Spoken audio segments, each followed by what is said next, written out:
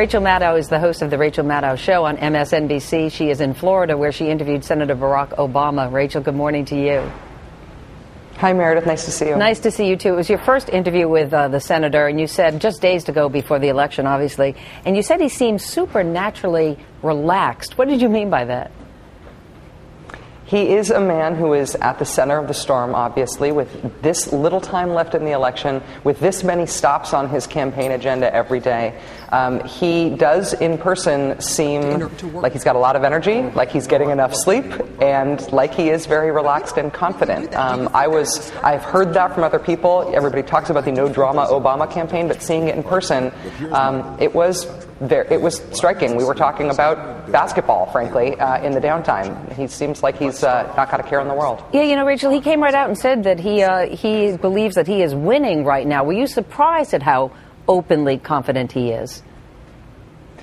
In fairness, when he said we are winning, he was answering a question from me essentially about strategy. I was challenging him on a strategy that he's not using. He's not essentially running against conservatism, against the idea of the Republican Party. He's defined John McCain and George Bush as anomalies, as sort of bad apples in an otherwise okay philosophy. And I said, why aren't you running against conservatism the way that they're running against you by running against liberalism?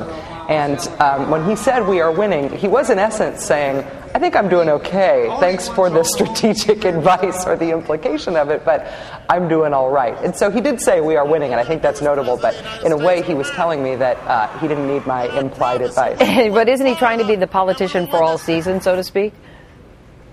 Yes, and I think that's probably the most newsworthy thing that I took away from my interview with him, and the thing that I thought was that was most surprising and most interesting and maybe most new, which is that he's really running, as he says, to create a working majority for change. He is not working toward this election so that he can grind his opponents into the dirt. He does not seem to have an anti-Republican agenda, frankly, all that strongly. He has an anti-George Bush and now an anti-John McCain agenda. But his form of change is sort of a big tent, I want Republicans to approach.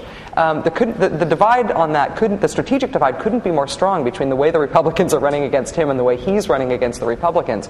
He's not trying to do a 51-49 majority thing. He's trying to build a big majority. Yeah, before I let you go, you have said you don't believe that this is in the bag yet for Obama. You're down in Florida where McCain has campaigned vigorously. What's your sense of how he is faring there?